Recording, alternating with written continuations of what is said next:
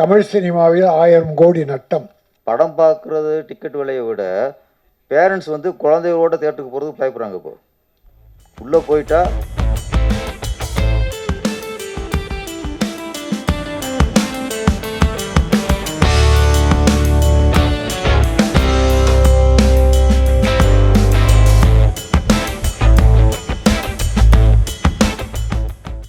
படம் வந்து மலேசியாவில் வந்து 30 நாள் ஷூட் பண்ணியிருக்காங்க.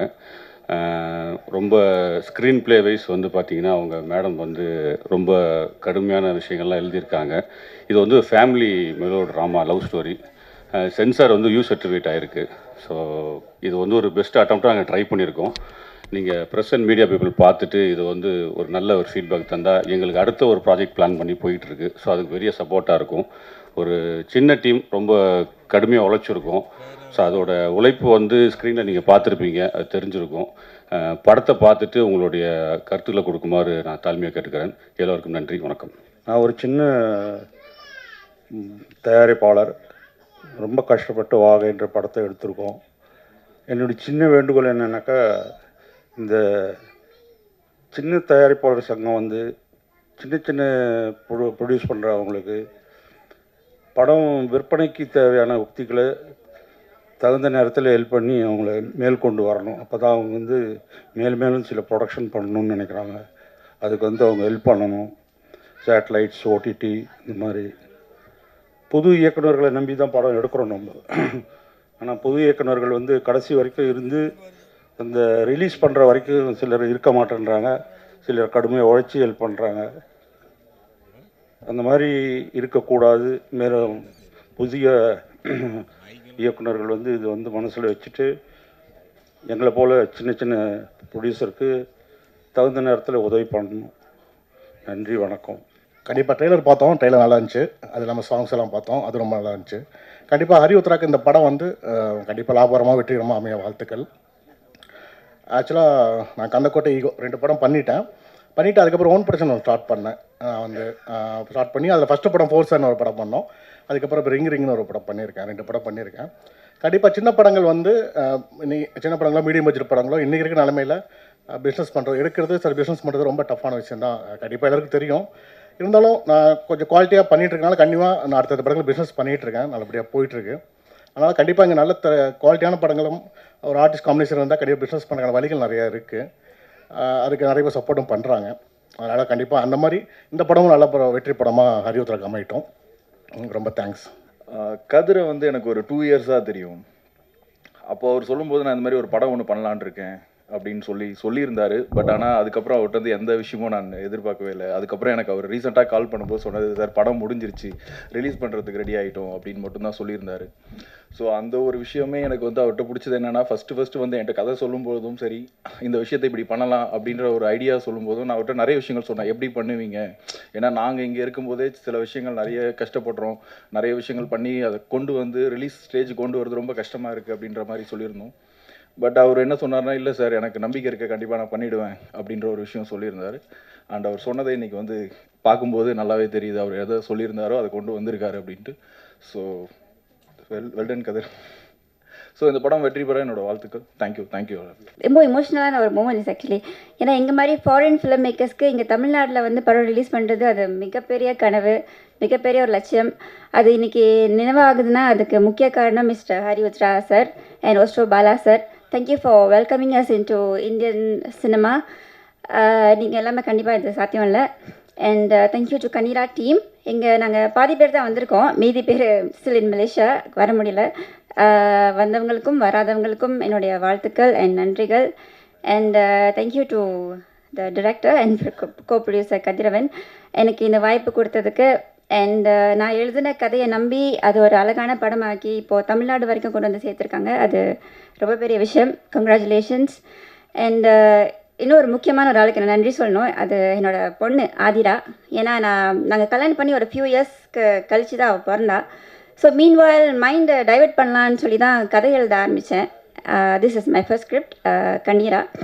ஸோ கதை எழுதி படம் போயிட்டுருக்கிறப்போ ஐ காட் ப்ரெக்னென்ட், கன்சீவ் ஆகிட்டேன். அப்போது நான் கோ டிரெக்ஷன் பண்ணிகிட்டு இருந்தேன். ஸோ அப்போ கதிர் சொன்னாங்க, நீ வீட்டில் இருந்து ரெஸ்ட் பண்ணுங்கள், ஏன்னா ஷூட் செட்டு டயரிங்காக இருக்கும், கஷ்டமாக இருக்கும் அப்படின்னு சொன்னாங்க.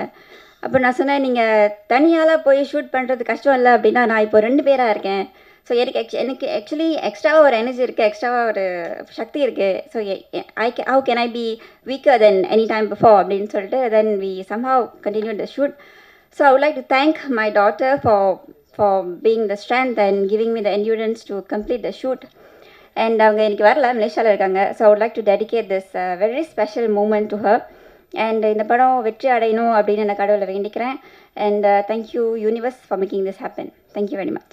முதல்ல அவங்க சிஸ்டர் பேசும்போது பாவம் அவங்க வீட்டுக்காரர் தான் டைரக்டரு, அவர் தான் ப்ரொடியூசர், அவர் தான் ஹீரோ. பாவம் யாரோ ஒருத்தர் மாதிரி அவ்வளோ அழகாக பேசுனாங்க. மைண்டை வேறு டைவெர்ட் பண்ணுறதா சொன்னீங்க இல்லையா? நீங்கள் மைண்டை டைவெர்ட் பண்ணாமல் இருந்திருந்தீங்கன்னா இன்னொரு தங்கச்சி பாப்பா, இன்னொரு தம்பி பாப்பா அப்படி ஒன்று ப்ரொடியூஸ் ஆகிருக்கும். பட் அதை தாண்டி இந்த படத்தை ப்ரொடியூஸ் பண்ணிவிட்டு நீங்கள் அடுத்து நீங்கள் அந்த ப்ரொடியூசரு அந்த ப்ரொடக்ஷன்லேயும் போயிடலாம். இவர் நான் உள்ளே நுழைஞ்சோடனே பார்த்தேன், ஏதோ ஒரு ஐடி கம்பெனியில் வேலை ஆகிற மாதிரியே இருந்தார் ஹீரோ. நான் சரி ஓகே ஏதோ ஹீரோவுடைய நண்பராக இருப்பாரோ அப்படின்னு நினச்சேன். அதுக்கப்புறம் தான் தெரிஞ்சது அவர் தான் டைரக்டர் ப்ரொடியூசர்னு. ஆனால் ஃபஸ்ட்டு ஆடியோ லான்ச்லேயே பாருங்கள், படத்தை முடித்து அதுக்கப்புறம் செகண்ட் பார்ட்டையும் முடித்து அதுக்கான ஆடியோ லான்ச்சு சீக்கிரம் வந்து ரெடி பண்ணிட்டாரு. இன்னும் சொல்ல முடியாது, 3வது பார்ட்டு கூட அவங்க பையன் வச்சு கூட முடிச்சிருப்பாருன்னு நினைக்கிறேன் எனக்கு தெரிஞ்சு. அதில் பெரிய நன்றி என்ன சொல்லணும்னா, மலேசியாவில் முழுக்க படம் பண்ணி அதை சவுத் இந்தியாவில் வந்து ரிலீஸ் பண்ணுறாரு அப்படின்ற போது கண்டிப்பாக தென்னிந்திய நடிகர் சங்கம், தமிழ் திரையுலகம் உங்களை வருக என வரவேற்கிறது. அதுக்கு மிகப்பெரிய வரவேற்பும் வாழ்த்துக்களும் உங்களுக்கு. மலேசியா வந்து ரொம்ப அழகான ஊர், உண்மையிலே அந்த சினிமாட்டோகிராஃபி ரொம்ப அழகாக பண்ணியிருந்தாங்க. ஏன்னா மலேசியாவில் வந்து பினாங்கா இருக்கட்டும், லங்காவியா இருக்கட்டும், கேஎல்லாக இருக்கட்டும், நீங்கள் எங்கே போனாலுமே நம்ம ஊருக்கு போன மாதிரி தான் இருக்கும். அங்கே மலேசியாவுக்கு போன மாதிரி ஒரு ஃபாரினுக்கு போகிற மாதிரி ஃபீலே இருக்காது. எல்லாம் திருச்சி, தஞ்சாவூர், புதுக்கோட்டை எல்லாம் நம்ம மக்களே பார்க்கலாம். இதெல்லாம் எதுக்கு நான் சொல்கிறேன்னா, நான் மலேசியா போயிட்டு வந்தேன்றதுக்காக சொல்கிறேன். அதுக்கு நீங்கள் ஒரு கை தட்டுவீங்கன்னு நினச்சேன், ஏன்னா நேற்று வந்த ஊரில் இருந்து. அதனால் அடிக்கடி போகிற ஊர். ரொம்ப அழகாக நம்ம தென்னிந்திய கலைஞர்களை அதிக நிகழ்ச்சிகள் கூப்பிட்றதும் சரி, அதிக படப்பிடிப்பு அவங்களுடைய சொந்த பந்தங்கள் மாதிரி அவ்வளோ அழகாக பார்த்துக்கிற ஊர் வந்து சிங்கப்பூர், மலேசியா மக்கள். அதற்கு அவங்களுக்கு ஒரு மிகப்பெரிய நன்றி, வாழ்த்துக்களும். இந்த படம் மிகப்பெரிய வெற்றியடைய மனமார்ந்த வாழ்த்துக்கள். நன்றி, தேங்க்யூ. கண்ணீரா வந்து ரொம்ப ஸ்பெஷலான படம். ஏன்னா இந்த வருஷத்தில் வந்து ஃபஸ்ட்டு ஆடியோ லான்ச்சாக வந்து இங்கே பிரசாத்தில் வந்து நாங்கள் பண்ணுறோம். அது மட்டும் இல்லாமல் மலேசியாவில் வந்து பண்ண ஒரு படம் இன்றைக்கி வந்து இந்தளவுக்கு நாங்கள் தமிழ்நாட்டில் கொண்டு வந்து நாங்கள் பண்ணுற அளவுக்கு அந்த படத்தில் ஒரு முக்கியமான ஒரு ஸ்டஃப்பான ஒரு விஷயம் இருக்குது. ஸோ அதனால தான் இந்த படம் ரொம்ப ஸ்பெஷல்னு சொன்னேன். இந்த வாய்ப்பை வந்து கதிரவன், மோர் ஃபோர் ப்ரொடக்ஷன்ஸ், ஸோ அவங்க டீமுக்கு தான் வந்து ஒரு மிகப்பெரிய நான் நன்றியை சொல்லணும். அதுக்கப்புறம் பாலகங்காதரன் சார், இந்த ப்ராஜெக்டை வந்து முதல்ல நாங்கள் போயிட்டு மலேசியாவில் படம் பார்க்கும்போது, ஸோ இந்த படம் என்னவா இருந்தது அப்படின்னா, கிட்டத்தட்ட இது எப்படி வந்து இந்த அளவுக்கு இன்றைக்கி தமிழ்நாட்டில் வந்து இது ஒரு படைப்பாக இங்கே மக்கள்கிட்ட கொண்டு போக முடியும் அப்படின்றத தெரியாத அளவுக்கு எங்களுக்கு ஒரு இதுவாக இருந்தது. அப்போ நாங்கள் நிறைய ஒர்க் பண்ணி நிறைய விஷயங்களை சேஞ்ச் பண்ணும்போது படம் வந்து மியூசிக்கலாக ரொம்ப ஒரு ஸ்பெஷலான படமாக இந்த படம் இருக்கும். ஏன்னா சமீப காலத்தில் வந்து சின்ன திரைப்படங்களில் வந்து பாடல்கள் வந்து யாருமே அதிகமாக விரும்பி கேட்குறதில்ல. ஸோ அந்த வகையில் வந்து இந்த படத்தில் வந்து ஸ்பெஷலே வந்து சொல்லணும்னா பாடல் ஃபுல்லாக ஹரிமாறன் சொல்லி இசையமைப்பாளர் பண்ணியிருக்காங்க. ஸோ கதிரவன் சாரோட ரைட்டிங்கில் வந்து ரொம்ப ஸ்பெஷலாக இந்த படத்தில் மியூசிக்கலாக ஒரு லவ் ஸ்டோரி எப்படி வந்து ஒரு லவ்வை ரொம்ப கரெக்டாக கொண்டு போகலாம் அப்படின்றத வந்து ரொம்ப நேர்த்தியாக ஒரு அழகாக சொல்லியிருப்பாங்க. ஸோ சோஷியல் மெசேஜ் அப்படிலாம் எதுவுமே இல்லாமல் ரொம்ப ஒரு ஜாலியான ஒரு படமாகவும் ஒரு எமோஷ்னலாக ரொம்ப கனெக்டிவிட்டியாக இருக்கிற ஒரு படமாக இருக்கும். ஸோ நாங்கள் டிஸ்ட்ரிபியூஷனாக வந்து தொடர்ச்சியாக நிறைய சின்ன திரைப்படங்களை வந்து மக்கள் மத்தியில் கொண்டு போய் சேர்த்துட்ருக்கோம். ஸோ அந்த வகையில் வந்து இந்த கண்ணீராவும் எங்களுடைய ப்ரொடக்ஷனில் வந்து ரொம்ப ஒரு முக்கியமான படமாக தான் நாங்கள் பார்க்குறோம். ஸோ இன்னும் இந்த படத்தில் வந்து நிறைய சுவாரஸ்யமான விஷயங்கள் வந்து ரிலீஸ்க்கு முன்னாடி நிறைய அப்டேட்ஸ்லாம் இருக்குது. ஸோ இந்த படத்துக்கு எங்கள் கூட இருந்து இவ்வளோ வேலையும் இந்த அளவுக்கு கொண்டு வந்து செய்யக்கூடிய எல்லா சப்போர்ட்டும் கொடுத்த கண்ணீரா படக்குழு, ஸோ ஃபுல் அண்ட் ஃபுல் மலேசியாவில் தான் இந்த டீம் இருக்காங்க. ஸோ அவங்க எல்லாருக்கும் இந்த நேரத்தில் ஒரு மிகப்பெரிய ஒரு நன்றியை நான் தெரிவிச்சுக்கிறேன். எல்லாத்துக்கும் மேலே இன்றைக்கி ஒரு மாலில் ஆகட்டும், ஒரு நார்மல் சிங்கிள் ஸ்க்ரீனில் கூட இன்றைக்கி வந்து ஒரு ஷோ வாங்கி நம்ம ஒரு சின்ன திரைப்படங்களை கொண்டு போகிறது எவ்வளோ கஷ்டமாக இருக்குதுன்னு சொல்லி எல்லாருக்கும் தெரியும். அதையும் தாண்டி இப்படி ஒரு படைப்பை வந்து இன்றைக்கி திரையரங்கில் கொண்டு வர்றதுக்கு ரொம்ப சப்போர்ட்டாக இருக்கிற நம்ம மோர் ஃபோர் ப்ரொடக்ஷன்ஸில் கதிரவன் சார். ஸோ என்னென்னா நம்ம தமிழ்நாட்டில் இருக்கிறவங்களும் இன்றைக்கி வந்து இந்தளவுக்கு ஒரு படைப்பை வந்து கொண்டு போய் சேர்க்கறதுல எந்த அளவுக்கு நம்ம கூட சப்போர்ட்டாக இருப்பாங்கன்னு தெரில. ஸோ மலேசியாவில் வந்து எதுவுமே தெரியாது, பிளாங்காக முதல்ல நான் இந்த படம் வந்து ஃபுல் அண்ட் ஃபுல்லாக நான் எடுத்து நான் பண்ணுறேன் அப்படின்னு சொல்லி நான் கம்ப்ளீட்டாக சேஞ்ச் பண்ணும்போது ஒரு இடத்துல கூட வந்து அவர் டைரக்டர் இந்த படத்தில் ஃபுல் அண்ட் ஃபுல் ரைட்டிங்கும் அவங்க மேடமும் அவங்கள தான் பார்த்தாங்க. இருந்தாலும் வந்து எந்த விதமான நம்ம சஜஷன் சொன்னாலும் அதை அக்செப்ட் பண்ணாங்க. அந்த அக்செப்ட் தான் வந்து இது ஒரு மிகப்பெரிய சக்ஸஸ். ஸோ இது வந்து மலேசியாவில் வந்து அவங்க ஒரு ஃபெஸ்டிவலாக மலேசியாவில் மட்டும் ரிலீஸ் பண்ணியிருந்தாங்க. ஸோ அங்கே ரிலீஸ் பண்ணதில் இந்த படத்துக்கு நிறைய ரிவ்யூஸ்லாம் நல்ல ஒரு ரேட்டிங்ஸோடு எங்களுக்கு கிடைச்சிது. ஸோ இப்போ இது தமிழ்நாட்டிலையும் அதே ஒரு வெற்றியும் அதே ஒரு ரிவ்யூஸ் அண்ட் ரேட்டிங்ஸும் கிடைக்கும்னு சொல்லிட்டு நாங்கள் நம்புகிறோம். மீதி இன்னும் ப்ரெஸ் ஷோ அதெல்லாம் இருக்குது. ஸோ எல்லாம் பார்த்துட்டு பத்திரிகையாளர்கள் நீங்கள் தொடர்ச்சியாக எங்களுடைய உத்தரா ப்ரொடக்ஷன்ஸ் படம் நிறைய படங்களை சப்போர்ட் பண்ணி இந்த அளவுக்கு வந்து நாங்கள் வளர்ந்து வரதுக்கு ஒரு உதவியாக இருக்கீங்க. ஸோ நீங்கள் எல்லோரும் இந்த படத்தை பார்த்துட்டு நியாயமான விமர்சனத்தை கொடுத்து படம் அடுத்த கட்டத்துக்கு கொண்டு போகிறதுக்கான எல்லா உதவிகளும் செய்யணும்னு சொல்லி கேட்டுக்கிறோம். நன்றி. ஸோ அடுத்ததாக கண்ணீரா படத்தை இயக்கி அதில் கதாநாயகன் எடுத்திருக்கும் கதிரவன் அவர்களை ஒரு சில வார்த்தைகளுக்காக அழைக்கிறோம். ரொம்ப ஒரு இமோஷ்னலான ஒரு தருணம் எனக்கு. ஏன்னா இந்த சினிமா துறையில் நிறைய ஜாம்பவார்கள் இங்கே என் முன்னுக்கு உட்காந்துருக்கும் போது அவங்க மத்தியில் நானும் உட்காந்துருக்கேன் அப்படின்னு நினைக்கும் போது ரொம்ப பெருமையாக இருக்குது. அடுத்து இங்கே வந்திருக்கிற அனைத்து பத்திரிகை ஊடக நண்பர்கள் எல்லாருக்குமே என்னுடைய ரொம்ப முதற்கண் வணக்கம். பிகாஸ் மக்கள்கிட்ட கொண்டு போய் சேர்க்குற ஒரு பாலமாக தான் நீங்கள் எங்களுக்கு இருக்கீங்க. ஸோ நீங்கள் அதை கரெக்டாக பண்ணும்போது நிச்சயமாக இந்த படத்துக்கு மக்களோட ஆதரவு கிடைக்கும் அப்படின்னு நான் பெரிதும் எதிர்பார்க்குறேன். ஸோ இங்கே வந்திருக்கிற விஐபிஸ் எல்லாருமே Hemaprakash sir, Robo Shankar sir, K Rajan sir, RV Udhayakumar sir, அதுக்கப்புறம் நம்மளுடைய பேரரசு சார், எல்லாருக்குமே இங்கே வந்திருக்கிற யாராச்சும் விட்டுருந்தேன்னா தயவு செஞ்சு மன்னிச்சிருங்க. ஸோ இங்கே வந்திருக்கிற அனைவருக்குமே வந்து ஃபர்ஸ்ட்டு ரொம்ப ரொம்ப நன்றி. பிகாஸ் இது எங்களுடைய முதல் முயற்சி, ஒரு முதல் குழந்தை மாதிரி அப்படின்னு சொல்லுவாங்க. ஏன்னா நான் சொன்னேன் சார்கிட்ட சொன்னேன், நம்ம என் கூட சேர்ந்து தயாரித்த உத்ரா ப்ரொடக்ஷனை சார்ந்த ஆர் உதயகுமார், ஹரி உத்ரா. ஸோ அவர்கிட்ட சொன்னேன், சார் எப்படி நான் கொஞ்சம் நர்வஸாக இருக்குது, கொஞ்சம் சீக்கிரமாக முடிச்சிருவா ஸ்பீச் அப்படின்னு சொன்னேன். இப்போ பாலா சாரும் அவங்களும் சொன்னாங்க, சார் கொஞ்சம் பேசுங்க, நீங்கள் இயக்குனர் ஹீரோ, ஸோ கொஞ்சம் பேசுங்க அப்படி சொன்னாங்க. ஸோ அதனால் முடிஞ்ச அளவுக்கு என்ன கவர் பண்ண முடியும் அப்படின்னு நான் பார்க்குறேன். அதாவது ஒரு பழமொழி இருக்குது, அதாவது திரைக்கடல் ஓடியும் திரவியும் தேடு அப்படின்ட்டுன்னு. ஸோ எங்களுக்கு வந்து பார்த்திங்கன்னா நாங்கள் கடல் கடந்து இவ்வளோ பெரிய கடல் மாதிரி இருக்கிற ஒரு திரைத்துறைக்கு எங்களுடைய படமும் ஒரு சின்ன ஒரு கருவியாக இருக்கணும், பங்கு அளிக்கணும் அப்படின்னு சொல்லிட்டு தான் நாங்கள் கடலை தாண்டி இங்கே வந்திருக்கோம். திரவியம் தேடுறது, திரவியம் வந்து பணம் மட்டும் கிடையாது, மக்களுடைய அன்பு, ஆதரவு, அந்த சினிமா துறையில் எங்களுக்கும் ஒரு அங்கீகாரம் வேணும் அப்படின்றதுக்காக தான் வந்திருக்கோம்.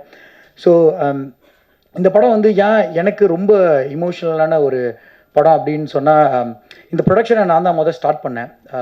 சார் ஹரியுத்ரா அவர் வரதுக்கு முன்னாடி இந்த படம் வந்து ஆல்ரெடி கொஞ்சம் தொடங்கிட்டோம். ஸோ அது ஏன் எனக்கு ரொம்ப இமோஷ்னல்னால், அவங்க என்னுடைய ஒய்ஃப் கௌசல்யா வந்து ஆஃப்கோர்ஸ் இப்போ இருக்கிற காலகட்டத்தில் உங்களுக்கு தெரியும், கல்யாணத்துக்கு அப்புறம் வந்து குழந்தைகள் இல்லைன்னா கொஞ்சம் இந்த சொசைட்டியில் ஒரு சின்ன ப்ரெஷர் இருக்கும், அது அறிந்தும் அறியாமலேயும் நம்மளை தாக்கும்.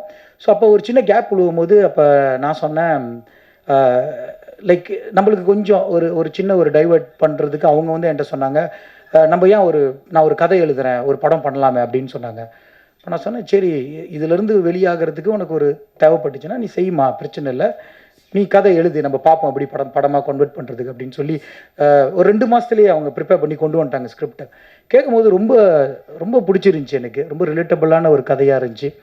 ஸோ அப்போ நான் சொன்னேன், சரி நம்ம ப்ரொடக்ஷன் ஸ்டார்ட் பண்ணலாம், இதை நம்ம படமாக பண்ணலாம், பட் எனக்கு கொஞ்சம் கெப்பாசிட்டி வேணும் அப்படின்ற மாதிரி பண்ண ஆரம்பிக்கும் போது தான், அப்போ அந்த டைமில் படம் ஸ்டார்ட் பண்ணிகிட்ருக்கோம். அப்போ இன்னும் நம்ம சார் இன்னும் வரலை உள்ளுக்கு பிக்சரில் பண்ணிகிட்டு இருக்கும்போது, அப்போ அவங்க திடீர்னு ஒரு நாள் வந்து எனக்கு சொல்கிறாங்க, இந்த மாதிரி ஒரு சர்ப்ரைஸ் இருக்குது, அப்படி வீட்டுக்கு போகணுன்னு சொன்னாங்க. டெஸ்ட் பண்ணேன், பாசிட்டிவ், குழந்தை வரப்போகிறாங்க அப்படின்னு சொன்னோன்னே அவங்க என்ன சொன்னாங்கன்னா, 2வது குழந்தை வரப்போகிறாங்க அப்படின்ட்டுன்னு. இப்போ நான் கொஞ்ச நேரத்தில் யோசிக்க ஆரம்பிச்சிட்டேன், என்னது 2வது குழந்தையா அப்படின்ட்டுன்னு. அப்போ அதுக்கு அவங்க சொன்னாங்க, எனக்குள்ளே வந்து 2 கரு இருக்குது, ஒன்று இந்த குழந்தை, இதுக்கு முன்னுக்கு வந்த அந்த கண்ணீரா கதை அந்த கரு. ஸோ எப்போதுமே எனக்கு வந்து கண்ணீரா தான் முதல் குழந்தை அப்படின்ற மாதிரி சொல்லும்போது ரொம்ப இமோஷ்னலாக நான் ஆகிட்டேன். சரி இந்த படத்தில் ஒரு பெரிய கனெக்ஷன் நடக்கும், இதை கண்டிப்பாக எடுத்து செய்வோம், அவங்களுக்காக செய்வோம் அப்படின்னு சொல்லிட்டு என்ன ஒன்று நான் சொன்னேன், நீங்கள் கதை எழுதிட்டீங்க, நீங்களே பண்ணுங்கள், நீங்களே வந்து இந்த படத்தை டைரக்ட் பண்ணுங்கள் அப்படின்னு தான் சொன்னேன். பட் ஆஃப்கோர்ஸ் அந்த ப்ரெக்னென்சி டைமில் வந்து கொஞ்சம் முன்ன பின்ன இருக்கும் ஹெல்த் அப்படின்ட்டுன்னு. ஸோ அந்த டைமில் வந்து அவங்க சொன்னாங்க, இல்லை எனக்கு தெரியல சுச்சுவேஷன், நீங்கள் டைரக்ட் பண்ணுங்கள், நான் இணை இயக்குனராக இருக்கேன் அப்படின்னு சொன்னாங்க. சரி, அவங்க சுச்சுவேஷன் புரிஞ்சுட்டு நான் படத்தை டைரக்ட் பண்ண ஆரம்பித்தேன். படத்தில் ட்ராவல் பண்ண ஆரம்பித்தோம். ஸோ படம் ஷேப் அப் பண்ணிகிட்டு இருக்கும்போது அஃப்கோர்ஸ் இது வந்து கொஞ்சம் பெரிய ஸ்கேலில் போன மலேசியாவில் பண்ணிகிட்டு இருக்கும்போது அப்போ தான் வந்து எனக்கு நம்ம பாலா பிரதரும் ஹரிஉத்ரா சாரும் பழக்கம். ஸோ அவங்கக்கிட்ட இதை பற்றி பேசும்போது, இந்த படத்தை அடுத்து எப்படி கொண்டு போகலான்னு பேசும்போது ஒரு கனெக்ஷன் தான், கடவுள் கொடுத்த ஒரு வரம் தான். அவங்க உள்ளுக்கு வந்து இந்த ப்ரொடக்ஷனை என்னோட சேர்ந்து பயணித்து இந்த படத்தை இப்போ முடித்து, இப்போ என்னோடய ஒய்ஃப் அப்புறம் நல்ல நண்பர்கள் 2 பேர், ஒரு 2 கண்கள் மாதிரி எனக்கு. ஏன்னா இவங்க இல்லாமல் டெஃபினெட்லி தமிழ்நாட்டில் இந்த படம் உங்கள் முன்னுக்கு இன்னும் கொஞ்சம் நாளில் தியேட்டரில் ரிலீஸ் ஆக போகுது, அது சாத்தியமே இல்லை. எல்லாமே இவங்களுடைய பேரன்பு தான் அப்படின்னு நான் சொல்லுவேன். ஸோ இதை தாண்டி இந்த படத்தை சக்ஸஸ்ஃபுல்லாக முடிச்சுட்டு சில ஃபெஸ்டிவல்ஸில் வந்து நம்ம ரிலீஸ் பண்ணிகிட்டு இருந்தோங்க மலேசியாவில். பிகாஸ் என்னென்னா டைரெக்டாக ஆடியன்ஸ்கிட்ட போயிட்டு நம்ம ரிவ்யூஸ் எப்படி எடுக்கலாம் அப்படின்ற ஒரு அடிப்படையில் பண்ணும்போது அப்போ எங்களுக்கு கிடைச்ச ஒரு நிறைய ரிவ்யூஸ் பாசிட்டிவாக கிடச்சிச்சு. ஸோ அதில் ஒரு முக்கியமான ஒரு ரிவ்யூ வந்து நான் உங்ககிட்ட பகிர்ந்துக்க ஆசைப்பட்றேன். என்னென்னா ஒரு ஒரு அங்கிள் எனக்கு கால் பண்ணிவிட்டு சொன்னார், ஐயா உங்கள் படம் பார்த்தோம், எனக்கு ரொம்ப பிடிச்சிருந்துச்சி, நான் அங்கே கேட்டு நம்பர் வாங்கி உங்களுக்கு கால் பண்ணுறேன், உங்கள்கிட்ட கொஞ்சம் நேரம் பேசலாமா அப்படின்னாரு. சொன்னேன், சரி அங்கிள் சொல்லுங்கள் அங்கிள், ரொம்ப சந்தோஷம், படத்தை பார்த்து உங்களுக்கு பிடிச்சிருக்குன்னு சொல்லியிருக்கீங்க. இல்லையா, இந்த படத்தை பார்த்துட்டு என் மனசில் தோணுனதை நான் உங்ககிட்ட சொல்கிறேன் அப்படின்னாரு. சொல்லுங்கள் அங்கிள் அப்படின்னேன். ஒரு 30 வருஷத்துக்கு முன்னாடி இந்த படத்தை நான் பார்த்துருந்தேன்னா கண்டிப்பாக என் லைஃப்பை கொஞ்சம் நான் மாற்றிருப்பேன், என்னுடைய கல்யாண வாழ்க்கையில் ஏதாவது ஒரு சேஞ்ச் நான் பண்ணியிருந்திருப்பேன் அப்படின்னு சொன்னார். எனக்கு அப்போ கொஞ்சம் ஆச்சரியம், என்ன சொல்கிறாரு அங்கிள் அப்படி அப்படின்னு கொஞ்சம் குழப்பமாக தான் இருந்துச்சு. ஏன்னா நம்ம அந்த அளவுக்கு யோசிக்கல. பட் அவங்களோட ரிவ்யூ அப்படி வரும்போது அப்புறம் அவர் சொன்னார், உங்கள் படத்தில் வந்து ஒரு விஷயத்தை நீங்கள் ரொம்ப தெளிவாக சொல்லியிருக்கீங்க அப்படின்ட்டுன்னு. என்ன அங்கிள் அப்படின்னு கேட்டேன். விட்டு கொடுத்து ஜெயிக்கிறது அப்படின்னு சொன்னார். நான் சொன்னேன், விட்டு கொடுத்து ஜெயிக்கிறது எப்படி சொல்ல வரீங்க அங்கிள் அப்படின்னு. அவர் இங்கிலீஷில் சொன்னார், காம்ப்ரமைஸ் அண்ட் வின். நீங்கள் வந்து காம்ப்ரமைஸ் பண்ணி ஒரு விஷயத்தை ஜெயிக்கலாம் அப்படின்னு சொன்னது வந்து உங்கள் படத்தில் நான் ஒரு மெசேஜாக நான் பார்க்கல, பட் அதுலேருந்து நான் அதை அப்படி தான் எடுத்துக்கிட்டேன் அப்படின்னு சொன்னார். நான் கேட்டேன், ஏன் அப்படி சொல்கிறீங்க அங்கிள் அப்படின்னு கேட்டேன். அப்போ அவர் சொன்னார், இப்போ நம்ம 2 குழந்தை இருக்குது, அந்த குழந்தைகிட்ட வந்து நீங்கள் போயிட்டு சாக்லேட் கொடுக்குறீங்க, ஒரு சாக்லேட் தான் இருக்குது, அப்பாட்ட வந்து கொடுக்கும்போது அப்போ 2 பேரும் ஃபைட் பண்ணுறாங்க. ஃபைட் பண்ணிகிட்டு இருக்கும்போது எனக்கு வேணும் உனக்கு வேணும் அந்த சாக்லேட்டை வந்து அந்த பையனுங்க 2 பேர் சண்டை போடும்போது அப்பா சொல்கிறாரு, அரைச்ச ஒரு ஆள் சாப்பிட்ருங்க அப்படின்னு. ஸோ அப்போ என்ன நடக்குது, அந்த அண்ணன் வந்து சரி தம்பிக்காக இந்த சாக்லேட்டை நான் கொடுக்குறேன், பரவாயில்லையா நீ சாப்பிடு, அண்ணனுக்கு வேணாம் நீயே சாப்பிடு அப்படின்னு சொல்லும்போது அந்த சாக்லேட்டை எடுத்துகிட்டு போய் அந்த தம்பி போயிட்டு கொஞ்ச நேரம் கழித்து திரும்ப வந்துட்டு, இல்லை நான் பரவாயில்லண்ணே இந்த சாக்லேட்டை நீங்களே சாப்பிடுங்க எனக்கு வேணான்னு சொல்லிட்டு கொடுத்துட்டு போயிட்டாரு. ஸோ அவர் ஏன் அப்படி அந்த விளக்கத்தை சொன்னார்னா, அவர் ஆக்சுவலி சண்டை போடலை, அந்த பையன் வந்து சண்டை போடலை, சாக்லேட்டை பிடுங்கலை, அதுக்காக போய் ஃபைட் பண்ணலை. அவர் கொடுத்தது என்ன, விட்டு கொடுக்குறாரு. ஒரு விஷயத்தை விட்டு கொடுக்கும்போது ஒரு விஷயம் நம்மளுக்கு திரும்ப கடவுள் கொடுப்பாருன்னு சொன்னார்ல, அந்த மாதிரி தான் தம்பி வந்து பரவாயில்ல நீயே சாப்பிடு. ஸோ எண்ட் ஆஃப் த டே அந்த சாக்லேட் அவர் ஜெயிச்சிட்டாரு, சாக்லேட் அவர் சாப்பிட்டாரு. ஸோ அந்த கரு தான் இந்த படத்தில் எனக்கு ரொம்ப பிடிச்சிருக்கு அப்படின்னு சொன்னார். அதை கேட்டோன்னே எனக்கு ரொம்ப நிகழ்ச்சியாகிருச்சு, ரொம்ப சந்தோஷமாகிருச்சு. படத்தை இந்த ஒரு மெசேஜை வந்து ரொம்ப அழகாக ஆடியன்ஸ் பார்க்குறாங்க அப்படின்ட்டுன்னு. ஸோ இந்த ஒரு விஷயம் வந்து கண்டிப்பாக வந்து எல்லா மக்களுக்கும் ரொம்ப ரிலேட்டபுளாக ரொம்ப கனெக்ட் பண்ணோம் அப்படின்னு நான் நம்புகிறேன் இந்த படத்தில். ஸோ அதுக்கான முயற்சியில் தான் நம்ம ஈடுபட்டிருக்கோம். And at the same time எனக்கு வந்து ஒரு சின்ன உறுத்தல் இருந்துகிட்டே இருந்துச்சு. ஏன்னா ஃபர்ஸ்ட் படம் வந்து கண்டிப்பாக அவங்க தான் பண்ணியிருக்கணும், என்னுடைய ஒய்ஃப் தான் பண்ணியிருக்கணும். பட் அந்த ப்ரெக்னென்சி பீரியடில் அவங்க பட்ட கஷ்டம் எனக்கு தெரியும், அந்த வழியை எப்படி அவங்க வந்தாங்கன்னு. அதனால தான் அந்த படத்தை நான் டேக் ஓவர் பண்ணுற ஒரு சூழ்நிலை இருந்துச்சு. நான் சொன்னேன், இல்லை இந்த படம் கண்டிப்பாக நீ தான் பண்ணியிருக்கணும் அப்படின்னு சொல்லிட்டு இருக்கும்போது தான் அவங்க சொன்னாங்க, கண்ணீரா 2 வந்து ஒரு கதை நான் ரெடி பண்ணிட்டேன், நீங்கள் கேட்குறீங்களா அப்படின்ட்டுன்னு. அதை கேட்டோன்னே வந்து எனக்கு ரொம்ப ஆர்வமாயிருச்சு, ரொம்ப சந்தோஷமாகி கேட்டேன் கதையை. ரொம்ப ஒரு பார்ட் 1க்கு ஒரு ஈக்குவலான ஒரு கதை எழுதியிருந்தாங்க. அப்போ நான் சொன்னேன், இந்த வாட்டி நீ தான் டைரக்ட் பண்ணணும், நீ தான் இந்த படத்தை செய்யணும், இது வந்து ஒரு கட்டளை மாதிரி அப்படின்னு நான் சொன்னேன். ஸோ அந்த டைமில் தான் வந்து என்னன்னா தமிழ்நாட்டில் படம் ரிலீஸ் பண்ணணும் அப்படின்ற மாதிரி லாஸ்ட் இயர் மீட்டில் பேசிகிட்டு இருந்தோம், நான் பாலா சார் அப்புறம் ஹரிஉத்ரா சார். அப்போ அவங்க சொன்னது என்னென்னா, பிரதர் ஒரு சீக்வல் ரெடி பண்ணுறது ரொம்ப நல்ல விஷயம்.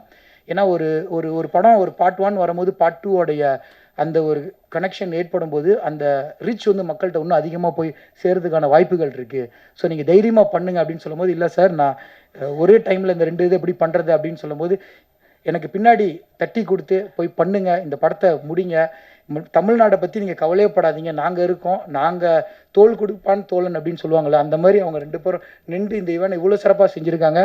இந்த 6 மாதமாக அவங்க எந்த அளவுக்கு உழைப்பு போட்டிருக்காங்க அப்படின்றது எனக்கு தெரியும். ஸோ அந்த கேப்பில் தான் நாங்கள் பார்ட் 2 வந்து செஞ்சு முடிச்சிட்டோம். அதுவும் இப்போ ப்ரொடக்ஷன் போஸ்ட் ப்ரொடக்ஷன் போயிட்டுருக்கு. ஸோ இந்த வருஷம் கண்டிப்பாக எங்ககிட்ட இருந்து மோஃபோ ப்ரொடக்ஷன், ஹரி உத்ரா சாரோட உத்ரா ப்ரொடக்ஷன் 2 படம் இணைந்து 2 படம் கொடுப்போன்ற நம்பிக்கையோடு, வந்தாரை வாழ வைக்கும் தமிழ்நாடுன்னு சொல்லுவாங்க, அந்த மாதிரி எங்களையும் வாழ வைப்பீங்க அப்படின்னு சொல்லி ஊடக நண்பர், பத்திரிகை நண்பர் எல்லாருக்கும் ஒரு பெரிய வணக்கத்தை கொடுத்துட்டு என்னுடைய இந்த உரையை நான் முடிச்சுக்கிறேன். நன்றி, வணக்கம், தேங்க்யூ. இயக்குனர் பேரரசு அவர்களை ஒரு சில வார்த்தைகளுக்காக அன்போடு அழைக்கிறோம். கண்ணீரா. நீரா அப்படிங்கிறது ஒரு பெண்ணோட பெயர். ஆமாம், அந்த நீராவை கண்ணுக்குள்ளே கதாநாயகன் வைத்திருக்கிறாரு, அதுதான் கண்ணீரா. நான் பஸ் வெறும் கண்ணீரா அப்படிங்கும்போது நம்ம கண்ணில் வந்து நீரை சொல்கிறாங்க அவ்வளோ இருக்குது, அதான் டெய்லி பார்த்துக்கிருக்குமே. அது ஒரு டைட்டில் கொஞ்சம் புதுசாக இருக்குது. இதில் வந்து நம்மளுக்கு வந்து முக்கியமான விஷயம் என்னென்னா, மனைவி கதை எழுதி கணவன் இயக்கியிருக்கிறாரு, அது புது விஷயம். கணவன் இயக்குறதுக்கு ஒத்துக்கிட்டது ஓகே, அவர் கதாநாயகன் நடிக்கிறதுக்கு ஒத்துக்கிட்டாங்க பாருங்க. நிறைய பேருக்கு பயப்படுவாங்க, சினிமாவுக்கு விடுறதுக்கே பயப்படுவாங்க. அதில் இயக்குனராக அனுமதிக்கிறது வேறு, கதாநாயகனாக அனுமதிச்சிருக்காங்க. இல்லை இங்கேயே இந்த சொன்னீங்களே விட்டு விட்டு கொடுக்குறது, அது இங்கேயே ஆரம்பிச்சு உங்களுக்கு லைஃப்லேயும் இதுலேயே ஆரம்பிச்சு. என் கதையை இல்லை கௌசல்யா அவங்க பேர், ஆமாம், கௌசல்யா கதையை அவங்களே இயக்கியிருக்கணும் அப்படிங்கும்போது அவங்க இல்லை நீங்கள் இயக்குங்க அப்படின்னு விட்டு கொடுத்துருக்காங்க. ஆமாம், இப்போ அடுத்து செகண்ட் பார்ட்டு, அதான் செகண்ட் பார்ட்டில் வந்து இப்போ இவர் விட்டு கொடுத்துட்டாரு. நான் ஃபஸ்ட்டு படம் நான் இயக்கிட்டேன், 2வது படத்தை நீ இயக்கிறேன்ட்டு. இப்போ ஃபஸ்ட் பார்ட் போகும்போது 2வது குழந்தை ரெடி ஆயிடுச்சு. இப்போ செகண்ட் பார்ட் போகும்போது 3வது குழந்தை ரெடி ஆயிரும்ல. அவர் ரொம்ப ஆர்வம் இருக்காரு, ரோபசங்கர் என்ன, அவர் வந்து நல்ல செகண்ட் பார்ட் போகும்போது 3வது குழந்தையும் ரெடி ஆயிடணும்.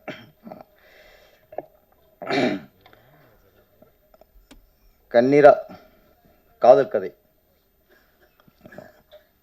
நம்ம தமிழ் திரையுலகில் இப்போ வந்து காதல் கதை வர்றது ரொம்ப அபூர்வமாயிருச்சு. இப்போ ரொம்ப ரொம்ப அபூர்வமாயிருச்சு, ரொம்ப அதிகமாக வர்றதே இல்லை இப்போலாம்.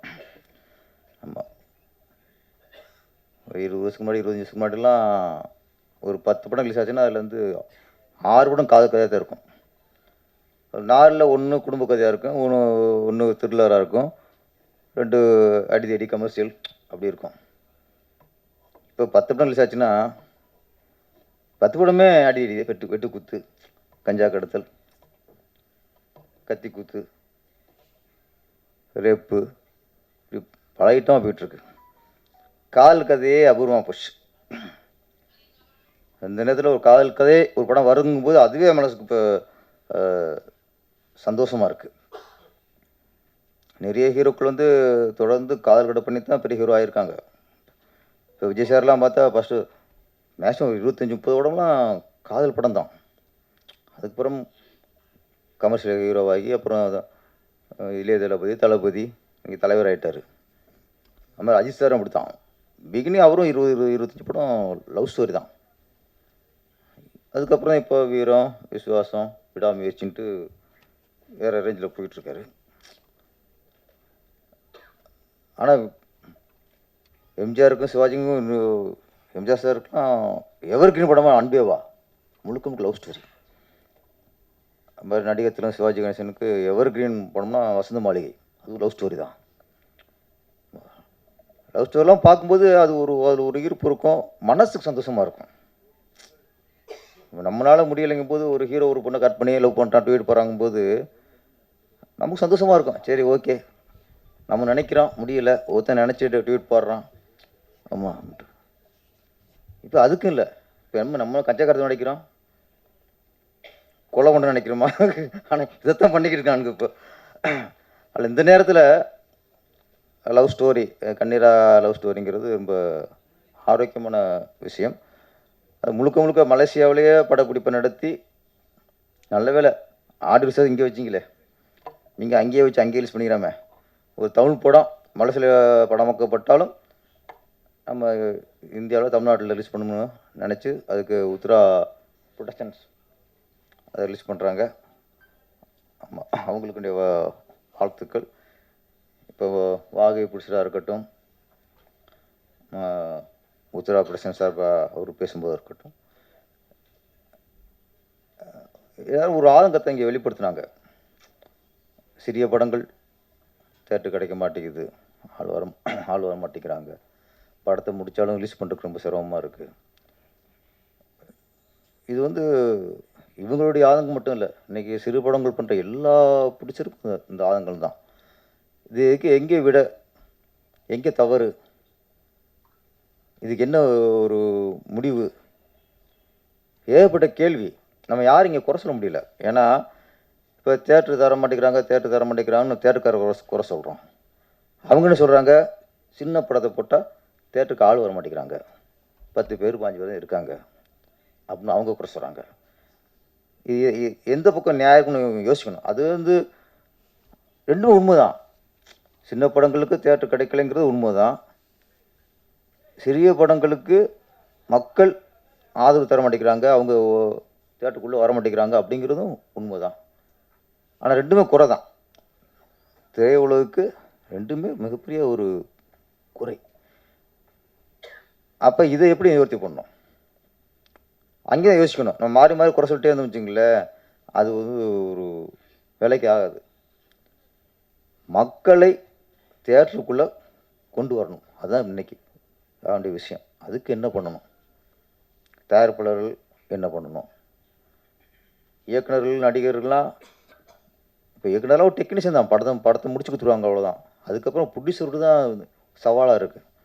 அப்போ ப்ரொடியூசர் தான் இதை யோசிக்கணும். ஏன் வர மாட்டேங்கிறாங்க, என்ன சிக்கல், எதுக்கு உள்ளே வர பயப்படுறாங்க. ரேராக ஒரு படம் 2 படம் தான் ரேராக ஓடுது. அது கூட சின்ன படமாக இருக்கும், அது பெரிய கம்பெனி வாங்கி ரிலீஸ் பண்ணுவாங்க. அந்த மாதிரி படங்கள் தான் அவங்க கையில் நிறைய தியேட்டர் இருக்கும், அதுதான் போய் கொஞ்சம் ரீச் ஆகுது. சமீபத்தில் ராஜன் சார் இதில் பேச முடிக்கணும். ராஜன் சார், நீங்கள் ராஜன் பேசுகிறப்ப சமீபத்தில் இப்போ சின்ன படம் தியேட்டர் கிடைக்கலைங்கிறது ஒன்று. இப்போ தியேட்டர் ரிலீஸ் பண்ணும்போது அவங்க இப்போ ஒரு ரிக்வெஸ்ட் பண்ணுறாங்க, யார் ப்ரொடியூசர் வட்டிக்கு வாங்கியோ கஷ்டப்பட்டு ஒரு படத்தை முடித்து தியேட்டருக்கு போனால் நீங்கள் ஃபஸ்ட்டு 2-3 நாள் நீங்கள் 50 டிக்கெட் எடுத்து ஆள் அனுப்புங்கிறாங்க. நம்மளும் படத்தை எடுத்து நடிகர் சம்பளத்தை கொடுத்து, டெக்னீஷியன் சம்பளத்தை கொடுத்து, வட்டியை கட்டி படத்தை ரிலீஸ் பண்ணால், நீயே தியேட்டருக்கு ஆள் கொண்டு வான்னு சொன்னால், இங்கே தான் சினிமா எந்த அளவுக்கு ஆபத்தில் இருக்குன்னு யோசிக்கணும். பிடிச்சிருக்கு தான் வேலை. அது எப்படி 50 டிக்கெட் 50 ஆள் உள்ள அனுப்பணும். என்ன வேலை கடைசி பிடிச்சிருக்கு, என்ன வேலையை போச்சு. இப்போ அவனு டிக்கெட் கிளிக்கிற வேலையை போச்சு கடைசியா தேட்டரில் போய். இல்லை, பெரிய ஒரு ஆபத்தில் இருக்குது. இது நானும் பேசிட்டு, இப்போ உதயகுமார் சாரும் பேசி, ராஜன் சாரும் பேசிட்டு, இது பேசிட்டே போகிற விஷயமே இல்லை. இதுக்கு தீர்வு வேணும். நடிகருடைய சம்பளத்தை குறைக்கணும், இயக்குனர் சம்பளத்தை குறைக்கணும், டெக்னீஷியன் சம்பளத்தை குறைக்கணும், ஷூட்டிங் செலவு குறைக்கணும். இது மட்டும் இல்லையே ப்ரொடியூசருடைய சூழ்நிலை, இது மட்டும் இல்லையே. நாங்கள் எல்லாம் குறைச்சிக்கிறோம், எல்லாம் பண்ணிக்கிறோம், செலவு குறைப்போம், எல்லாம் ஒத்துழைக்கணும். நாங்கள் ஒத்துழைக்கிறோம், ஓகே. ஒத்துக்கிட்டாங்க எல்லாருமே. இது இல்லை பிரச்சனை. இப்போது ஷூட்டிங் செலவு குறைக்கிறது பிரச்சனை இல்லை, ரிலீஸ் பண்ணுறதும் பிரச்சனை. அதுதான் போராட்டம். இன்றைக்கி படம் பண்ணுறது ஈஸி, பணம் இருந்தால் படம் பண்ணிடலாம். ரிலீஸ் பண்ணுறது தான் இன்றைக்கி முடியலை. தேட்டர் எங்கே இருக்குது, யார் கையில் இருக்குது, யார் ஆக்கிரமிச்சிருக்கா, ஏன் கிடைக்க மாட்டேங்குது, இல்லை கிடைச்சாலும் ஏன் கிடைச்சாலும் கூட்டம் ஏன் வர மாட்டேங்குது? அதான் இப்போ நான் கேட்ட கேள்வி. மக்கள் ஏன் வர மாட்டேங்கிறாங்க? ஒன்று, நம்ம நிறைய படங்கள் தரம் இல்லாமல் இது இல்லாமல் எடுத்து கொடுத்தாலும் பார்த்து பயந்துட்டாங்களா? அதுவும் ஒன்று இருக்குல்ல. 4 சின்ன படம் பார்த்து என்னடா போட்டு வச்சு கொண்டுட்டாங்களே அப்படின்னு சொல்லி அடுத்து இன்னும் சின்ன படம் வரும்போது பயப்படுறான். மக்களை பொறுத்த வரைக்கும் ஒன்றே ஒன்று தான் சார். இன்றைக்கி டிக்கெட் விலை சொல்கிறான், அதெல்லாம் இல்லை. ஒரு படத்துக்காக அவன் ஒதுக்குற நேரம், இன்றைக்கி நேரங்கிறது மிகப்பெரிய விஷயம். ஒரு படம்லாம் 3 ஹவர்ஸ் அங்கே தேட்டருக்குள்ளே, அதுக்கு முன்னாடி 1 ஹவர், பின்னாடி 5 ஹவர்ஸ் 6 ஹவர்ஸ் நான் ஒரு படத்துக்கு ஒதுக்கணும். படம் தேட்டருக்கு போகிறேன் தான். அப்போ நான் வந்து இன்றைக்கி 6 மணி நேரம் ஒரு படத்துக்காக காலத்தை ஒதுக்குறேன்னா அந்த படம் அதுக்கான ஒர்த்தாக இருக்கணும். அதுதான் முக்கியம். அப்படி ஒர்த்து இல்லைங்கிற பட்சத்தில் உள்ளே வரமாட்டேங்கிறான். அப்போ நிறைய விசாரித்து அதுக்கப்புறம் உள்ளே வரான். அப்போ பெரிய ஸ்டாருங்கிறது எங்கே தப்பிக்கிறாங்கன்னா, அது ஒரு போதையாக போச்சு. நான் ஒரு பெரிய ஸ்டார் படத்தை ஃபஸ்ட் ஷோ பார்த்துட்டேங்கிறது அது ஒரு ஃபேண்டசி, அது ஒரு போதை. அப்போ அதில் தான் தப்பிக்கிறாங்க. பெரிய படம் தப்பிக்கிறது எங்கேன்னா இந்த போதையில் தப்பிச்சுறாங்க. ஃபஸ்ட்டு ஷோ அப்படின்னு போய் கூஞ்சுறாங்க, 2-3 நாளும் போய் பார்த்துறாங்க. அது படம் நல்லா இருக்கா நல்லா இல்லைங்கிற அதுக்கு அந்த ஆராய்ச்சி அங்கே இல்லை. சின்ன படங்களுக்கு தான் மக்கள் வந்து இது நல்ல உடம்பா, போய் பார்க்கலாமா, இதுக்கு டிக்கெட் கொடுத்து போய் பார்க்குறது ஒர்த்தா, இதுக்கு 6 மணி நேரம் நம்ம ஸ்பெண்ட் பண்ணுறது ஒர்த்தாங்கிறது எங்கே பண்ணுறாங்க? சின்ன படத்துக்கு மட்டும்தான் இந்த ஆராய்ச்சி. பெரிய படங்களுக்கு போய் விழுந்துறாங்க. அப்போ சின்ன படத்தை காப்பாற்றுறது தான் இன்றைக்கி நம்மளுடைய வேலையாக இருக்கணும். மக்களை வரவழைக்கிறதுக்கு என்ன வழி? டிக்கெட் விலையெல்லாம் அது கொஞ்சம் அதுக்குன்னு சில தியேட்டரை ஒதுக்கணும். 20 ரூபா பாப்கார்ன்லாம் இன்றைக்கி 150 ரூபா 200 விற்கிறாங்க. தியேட்டருக்கு குழந்தைய கூப்பிட படம் பார்க்குறது டிக்கெட் விலையை விட பேரண்ட்ஸ் வந்து குழந்தையோட தியேட்டருக்கு போகிறதுக்கு பயப்படுறாங்க. இப்போ உள்ளே போயிட்டா இன்டர்வியூவில் குழந்தைகளுக்கு ஏதாவது வாங்கி கொடுத்து ஆகணும். பெரியவங்களுக்கு தான் படம் நல்லா இருக்கா நல்லா இல்லையா, நல்லா இருந்தால் திருப்தி, இல்லைன்னா திருப்தி இல்லை. குழந்தைகளுக்கும் அப்படியே இல்லை. தியேட்டருக்கு போனால் ஏதாவது வாங்கி சாப்பிட்ணும். நீ வாங்கி கொடுக்காம வந்தால் அது எவ்வளோ காவியமாக இருக்கட்டும், அதுக்கு டல்லு தான். அப்போ அதில் வாங்கி கொடுக்கும்போது அதுக்கான பாப்கார்னாக இருக்கும், கூல்ட்ரிங்க்ஸாக இருக்கட்டும், பப்ஸாக இருக்கட்டும், அது விலை என்ன? இன்றைக்கி வியாபாரம் வேறு, கொள்ளடிக்கிறது வேறு. 30 ரூபா பொருளை 40 ரூபா 50 ரூபாய்க்கு விற்கிறது வியாபாரம். 30 ரூபா பொருளை 300 ரூபாய்க்கு விற்கிறது கொள்ளை, பகல் கொள்ளை. அப்போ இந்த மாதிரி கொள்ளையை தடுக்கிறது அரசாங்கத்தோட கடமை. 30 ரூபா பொருளை வந்து நீ தியேட்டருக்குள்ளே போனால் 300 ரூபா கொடுத்தினா நீ மக்கள் கொள்ளடிக்கிற. மக்கள் யார் அனுப்பியிருக்காங்க? மக்களை போய் கேண்டீனாக போய் அடிக்க முடியும்? இதுக்கு பொறுப்பு அரசாங்கம். ஒரு காலத்தில் ஏர்போர்ட்டில் தான் டீ 100-150 ரூபா வைப்போம். ஏர்போர்ட்டில் தான் ஒரு பப்ஸோ பார்த்தா 50-60 ரூபா 100 ரூபா ஆகும். இன்றைக்கி ஏர்போர்ட்டை விட தியேட்டரில் தான் இந்த கேண்டீன் உள்ள பொருள் ரேட்டில் ஜாஸ்தி. அப்போ கேண்டீன் நடத்துகிறவங்க அவங்க இஷ்டத்துக்கு விலை ஏற்றிக்கலாம்னா அதுக்கு அரசாங்கம் கண்ட்ரோல் பண்ணணும்ல. இதையும் கண்காணிக்கணும். ஒரு டிக்கெட்டை நாங்கள் பிளாக்கில் விற்றா 150 ரூபா டிக்கெட்டை 200 ரூபாய்க்கோ 250 ரூபாய்க்கோ விற்றா அது பிளாக் டிக்கெட், சட்டப்படி குற்றம். கரெக்டு தானே? அப்போ 100 ரூபா 30 ரூபா பாப்கார்னை நீங்கள் 150 ரூபாய்க்கு விற்றா சட்டப்படி கரெக்டா? தப்பு தானே?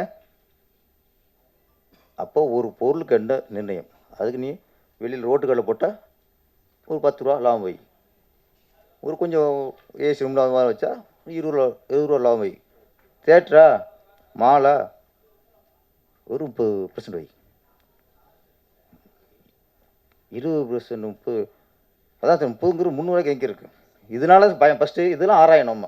இதெல்லாம் ஆராய்ச்சி பண்ணி சும்மா தேட்டருக்கு வர முடிக்கிறான்னா நம்ம வர வச்சு அவனை போட்டு கொண்டு வரோம். அவனை போட்டு எதை எடுத்தாலும் அவன்ட்டு வந்து கொள்ளை அடிக்கிறோம். கார் பார்க்கிங் கொள்ளை, கேண்டீனில் எதாவது கொள்ளை.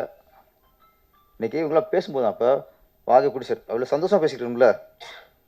சின்ன படம் பிடிச்சார். ஏன் இன்றைக்கி வந்து ஒரு படத்தை ரிலீஸ் பண்ணிட்டு இன்றைக்கி வந்து வருத்தத்தோடு பேசுகிறாருன்னா, இது எல்லாம் நம்ம வந்து தியேட்டருக்காரங்களை குறை சொல்கிறதும் தப்பு, மக்களை குறை சொல்கிறதும் தப்பு. தப்பு நம்ம மேலே வச்சுக்கிட்டு நம்ம வந்து ஒரு கண்ட்ரோல் பண்ண முடியலை நம்மளால். அதை ஆராய்ச்சி பண்ணணும், மக்களை உள்ளே கொண்டு வரதுக்கான ஆராய்ச்சியை இது பண்ணணும். இது நான் இடையில கேள்விப்பட்டதான், பிடிச்சிருந்தா நீங்கள் 50 டிக்கெட்டு 5 நாளைக்குள்ளே அனுப்புங்கன்னா எப்படி அனுப்புவோம்? இதெல்லாம் ரொம்ப வேதனையாக இருக்குது கேட்கும்போது. நம்ம கண்ணீரா வந்து மலேசியா படத்தை அவர் எடுத்து இங்கே கொண்டு வந்துருக்கிறாரு. நல்லபடியா ரிலீஸ் ஆகும், ரிலீஸ் ஆகி நல்லபடியா லாபம் அடைஞ்சிரும். அதுக்கான உத்ரா ப்ரொடக்ஷன் வந்து அதில் வாங்கியிருக்கு. அவங்க வந்து அவங்க அணுவும் இருக்காங்க, இப்போ இவங்களும் அணுவும் இருக்காங்க. சில இதில் அணுவும் உள்ளவங்க வாங்கி பண்ணும்போது அவங்களுக்கு நேரத்துக்கு தெரியும் எங்கே தேட்டர் பிடிக்கிறது, 6 மணி தேட்டர் பிடிக்கிறது தெரியும். சிலருக்கு எதுவுமே தெரியாமல் மாட்டிக்கிறாங்க. கொஞ்சம் சினிமாவை காப்பாற்றணும்னா மக்கள் உள்ளே வர்றதுக்கான நம்ம முயற்சியை பண்ணுவோம். அதுக்கான நம்ம தயாரிப்பாளர்கள் அதுக்காக யோசிக்கணும், அதுக்காக சிந்திக்கணும் என்ன பண்ணலான்ட்டு. அரசாங்கத்துக்கும் பொறுப்பு இருக்குது, அரசாங்கத்துக்கும் பொறுப்பு இருக்குது. டிக்கெட் ரேட்டும் சரி, எதாக இருந்தாலும் அதை கண்ட்ரோல் பண்ணுற பொறுப்பு அரசாங்கம். எதாவது சரியாக இதெல்லாம் கொஞ்சம் கண்ட்ரோல் பண்ணால் தான் மக்களும் கொஞ்சம் உள்ளே வருவாங்க.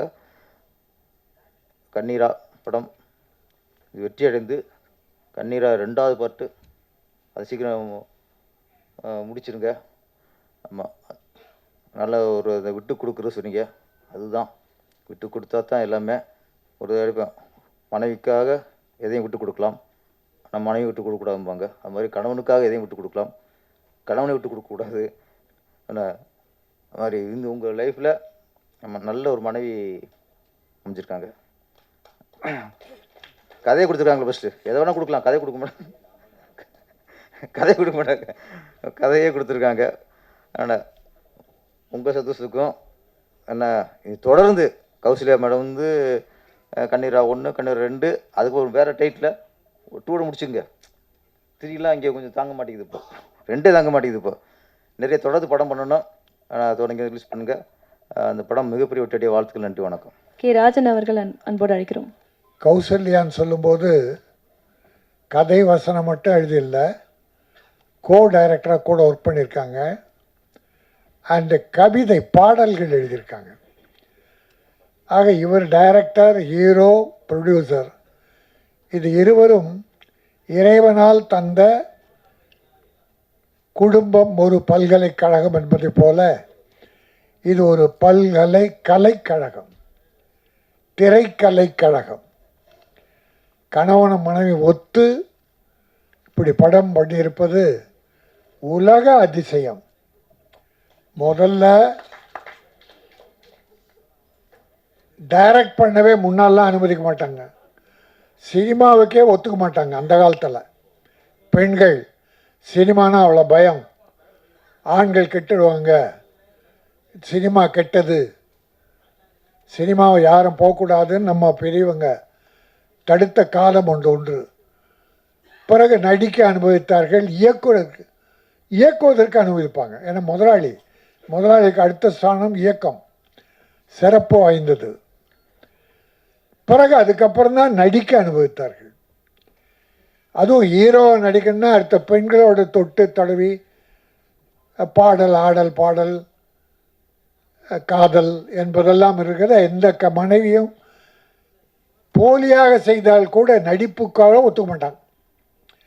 ஆனால் கௌசல்யா அனுபவிச்சிருக்காங்க.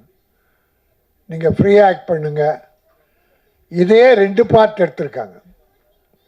ஆக அத்தனை திறமை வாய்ந்த அந்த பெண்மணி இருப்பதாலே கதிரவன் நிச்சயம் வாழ்க்கையில் வெற்றி பெறுவார்.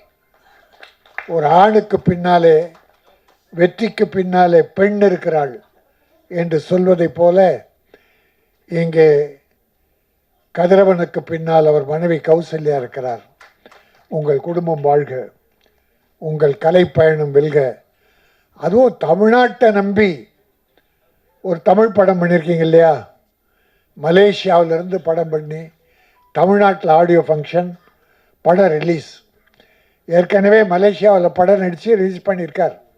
அதை தமிழ்நாட்டை, அது மட்டும் இல்லை, 2 பேருமே பேசும்போது அருமையான தமிழில் பேசுனாங்க. நீ இங்கே பார்த்தீங்கன்னா தமிழை இங்கிலீஷ் கலக்காமல் பேசுகிறதே இல்லை. போன வருஷம் மட்டும் இங்கிலீஷ் டைட்டிலில் வந்த படங்கள் எத்தனை இருக்கும் யோசித்து பாருங்க. டைட்டில் இங்கிலீஷ் பெரும்பாலும் அது ஒரு நாகரிகமாக இப்போ தமிழ்நாட்டில் வந்துருச்சு. ஆங்கில டைட்டில். இந்த படத்துக்கு பேர் கண் நீரா, கண்ணில் நீரா இல்லை பெண்ணின் கண்ணினுடைய நீரா, சோகத்தால் காதல் ஃபெயிலியரால் நீர் கண்ணீர் வடித்தாளா என்பது கதையில் பார்த்தா தெரியும். கண் நீரா. ஆனால் சொன்னார்கள் ஹீரோயினி பெயர் நீரா. அவள் வடிக்கும் காதல் கண்ணீரா என்று தெரியாது, பார்த்தால் தெரியும். ஆனால் தமிழகத்தில் பெண்கள் சமீப காலத்தில் தொடர்ந்தே ஒரு 10-15 ஆண்டுகளாக பெண்கள் கண்ணீர் அல்ல செந்நீர் வடித்து கொண்டிருக்கிறார்கள். அதை கேள்விப்பட்ட நாங்களெல்லாம் இரத்த கண்ணீர் பெற்றவர்கள் இரத்த கண்ணீர் வடித்து கொண்டிருக்கிறோம். எங்கள் கண்ணில் இப்பொழுது கண்ணீர் வருவதில்லை, செந்நீர் ரத்தம் வடித்து கொண்டிருக்கிறது. இப்பொழுது கூட ஒரு பல்கலைக்கழகத்தில் ஒரு பெண் பாலியல் பலாத்காரம், அது இன்றைக்கு பெரும் பிரச்சனையாக ஓடிக்கொண்டிருக்கிறது. தொடர்ந்து இப்பொழுது மட்டும் இல்லை, எந்த ஆட்சி வந்தாலும் இந்தியாவிலே அதிகரித்து விட்டது. இது ஆட்சி கோளாறா, காவல்துறை கோளாறா, மக்கள் கோளாறா என்றால் மக்கள் தனிமனித ஒழுக்கம் கட்டுவிட்டது. காவல்துறையிலே கருப்பு ஆடுகள் நுழைந்து விட்டது. பல ஆட்சியிலே அவலங்களும் நடைபெறுகிறது. அதனால்தான் இப்படிப்பட்ட என் அருமை குழந்தைகள், பெண் குழந்தைகள் பாதிக்கப்படுகிறார்கள். பாலியல் பலாத்காரம். இங்கே வில்லிவாக்கத்திலே ஒரு 5-6 ஆண்டுகளுக்கு முன்னாலே மாற்றுத்திறனாளி பெண், அந்த குழந்தைய 7-8 பேர். எவ்வளவு கேவலம், எவ்வளவு கேவலம். மனிதா வாழ்கிறான் இங்கே. எல்லோரும் அல்ல, நம் குடும்பம் நல்லா இருக்கணும், எல்லா குடும்பம் நல்லா இருக்கணும். அது பெண்கள் தெய்வத்துக்கு இணையானவர்கள். தாய் என்றால் தெய்வம். அப்படிப்பட்ட பெண் இனத்தை, குழந்தைகளை 8 வயசு 10 வயசு குழந்தைகளை, கல்லூரி பெண்கள், ஒரு நாய் கஞ்சா அடித்து விட்டு புறம்போக்கு நாய்கள் இளைஞர்கள் என்ற பெயரில் கல்லூரி பெண்கள் பின்னாலே அலைவது ஒருதலை காதல். அந்த பெண்ணுக்கு தெரியவே தெரியாது, அவள் பார்த்தது கூட இல்லை. இவனா ஒருதலை காதல் வச்சுக்கிட்டு ஒரு நாள் திடீர்னு காதல்னோ இல்லைன்னா கத்தியால் குத்திடுறான், திராவம் வித்துடுறான். அநியாயம் நடக்கிறது. யாரோ சிலர் தான், எல்லோரும் அல்ல. இதற்காக நாட்டில் சட்டம் ஒழுங்கு கட்டுவிட்டது என்பதெல்லாம் போலி. இது தனிமனித ஒழுக்கத்தை சார்ந்தது. சட்டம் ஒழுங்கு கட்டுவிட்டதென்றால் ஒரு மாவட்டம் தோறும் பெரிய கலவரங்கள் நடந்து பெரிய இழப்புகள் வரும்போது சட்டம் ஒழுங்கு கட்டுவிடும். ஆனால் இது கூட நடக்கக்கூடாது. இதை அனுமதிக்க கூடாது. அரசாங்கம் இதில் மிக விழிப்போடு இருக்க வேண்டும். இருக்கிறார்கள், சில நேரம் தெரியாமல் நம்ம சொல்லிட்டா பண்ணுறான். அதெல்லாம் இப்போ இந்த பல்கலைக்கழகத்திலே பெரிய வளாகம், இந்தியாவில் புகழ்பெற்றது. பலாயிரக்கணக்கான மாணவர்கள் படிக்கிறார்கள். யாரோ காதலிக்கிற போது எவனோ ஒருவன், அவன் 26 குற்றங்கள் புரிந்திருக்கிறான். வழக்கு இருக்கிறது. அந்த சொறி நாயை, வெறி நாயை அந்த பல்கலைக்கழகத்துக்குள்ளே போய் வந்திருக்கிறது. இதையெல்லாம் தடுத்து நிறுத்த வேண்டும். மகாத்மா காந்தி சொன்னதை போல ஒரு பெண் இரவில் நகைகளை அணிந்து கொண்டு தன்னந்தனியாக வீடு போய் செய்கிறாளோ அதுதான் நாடு, சுதந்திரம் பெற்ற நாடு. எங்கே பெற்றது நாடு? எங்கே சுதந்திரம் பெற்றது? பகலிலே நடக்க முடியவில்லை. இது ஒட்டுமொத்த இந்தியாவிலும் பிற மாநிலங்கள் பார்த்தால் இதைவிட கேவலமாக இருக்கிறது, இதைவிட மோசமாக இருக்கிறது. ஆக இந்த நிலை ஒழிய வேண்டுமென்றால் தனி மனித ஒழுக்கம் வேண்டும். ஒவ்வொருவரும் எல்லோரையும் தன்னுடைய தங்கையாக, தாயாக பாதிக்க வேண்டும். மற்றவர்களுக்கு பாதுகாப்பாக இருக்க வேண்டும் என்பதை இந்த கண்ணீரா, பெண்ணின் கண்ணீராக செந்நீராக வரக்கூடாது என்று சமூக அக்கறையோடு இந்த வாய்ப்பை பயன்படுத்தி தெரிவித்துக் கொள்கிறேன். என் அருமை சகோதரர் பேரரசு அவர்கள் சினிமாவில் நிலவரம் பற்றி மிக தெளிவாக எடுத்து சொன்னார்கள். சினிமா சில நேரங்களில் நன்றாக இருக்கிறது, பல நேரங்களில் நன்றாக இல்லை. அதற்கு அவர் சொன்ன காரணங்கள் சரியாக இருந்தது. டிக்கெட் விலை உயர்வு அது ஒரு காரணம். ஆனால் பெரிய படத்துக்கு 150 ரூபா வந்து 500 1000 கொடுத்து வாங்குறான். சின்ன படத்துக்கு உள்ளே போக மாட்டேங்கிறான். ஆனால் தினத்தந்தியிலே என்னை ஒரு கட்டுரை எழுத கேட்டார்கள். அந்த கட்டுரை எழுதியிருக்கிறேன். 31ஆம் தேதி வந்திருக்கிறது தினத்தந்தி பத்திரிகை. தமிழ் சினிமாவில் 1000 கோடி நட்டம். சென்ற ஆண்டு மட்டும் தோராய கணக்கு தான், சரியான கணக்காக நான் சொல்லவில்லை, தோராயமாக 1000 கோடி என்பது குறைவு. ஏறக்குறைய 300-400 படம் எடுக்க ஆரம்பித்தார்கள். சில படங்கள் பாதியிலே நின்று விட்டது, சில படங்கள் முக்கால் நின்றது, சில படங்கள் சென்சார் ஆகாமல் நின்றது. ஆனால் 241 படங்கள் சென்ற ஆண்டு ரிலீஸ் ஆனது. 241 படங்கள், பெரிய படங்கள் ஒரு 30, பெரிய பட்ஜெட் 50 கோடி 100 கோடி 200 கோடி, ஒரு 30-40 படங்கள். மீடியம் பட்ஜெட் ஒரு 100-150 படங்கள், 100 ஒரு 50-60. சிறுமுகத்து படங்கள் தான் ஒரு 150க்கு மேலே. அவங்க தான் எங்கெங்கேயோ பரட்டி கடன் வாங்கி உட வாங்கி இப்படி தம்பி மலேசியாவிலேருந்து அக்கறையோடு இந்த படத்தை எடுத்த போல பல பேர் எடுக்கிறாங்க. படம் எடுக்க முடியுது, ஆனால் ரிலீஸ் பண்ண முடியல. அதற்கு காரணம் வியாபாரம் இல்லை, ஃபைனான்ஸ் கொடுக்க ஆள் இல்லை. வெட்கக்கேடான விஷயம் சொல்கிறேன். கோடிக்கணக்கான படம் எடுத்துட்டு 3 கோடி 5 கோடியில் சிறுமுதிட்டு படம் எடுத்துட்டு கியூபுக்கு பணம் கட்ட முடியாமல் அவசப்படுறான். கியூபுக்கு 50 லட்சம் வேணும், விளம்பரத்துக்கு ஒரு 50 லட்சம் வேணும். இதுக்கு இல்லாமல் படம் 200 படம் நிற்குது. பல பேருக்கு தெரியும், நான் கொஞ்சம் ஃபைனான்ஸ் பண்ணியிருக்கேன். ஒரு 28 படங்களுக்கு, எல்லாம் சின்ன படங்கள் நம்பி பண்ணேன்.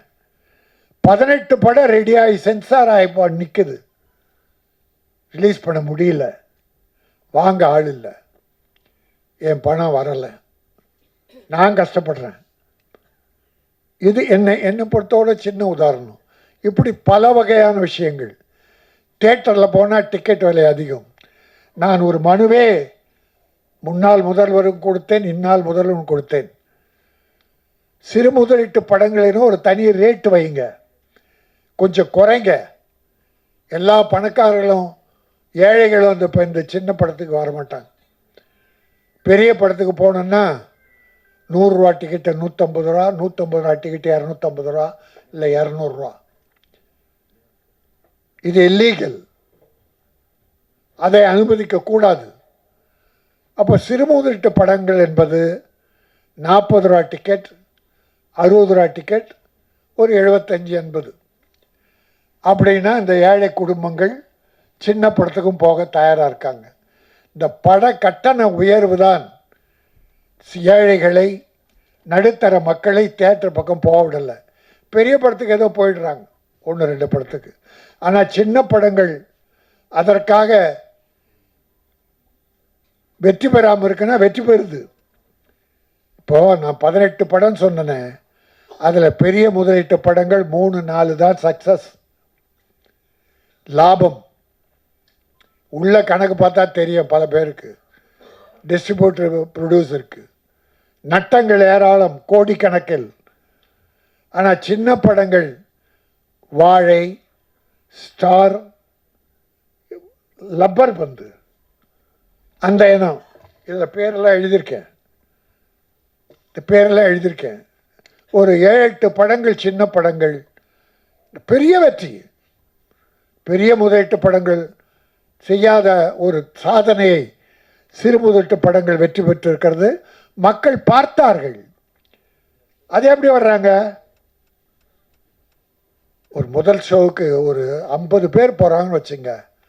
அவன் படம் பார்த்துட்டு வெளியே வந்து செல்ஃபோன் எடுத்து, மச்சான் இந்த படம் பார்த்தேன் பிரமாதண்டா சூப்பர்டா பார்க்கலான்டான்னு சொல்லிட்டான்னா அந்த படம் ஏறிடும், கலெக்ஷன் ஏறிடும்.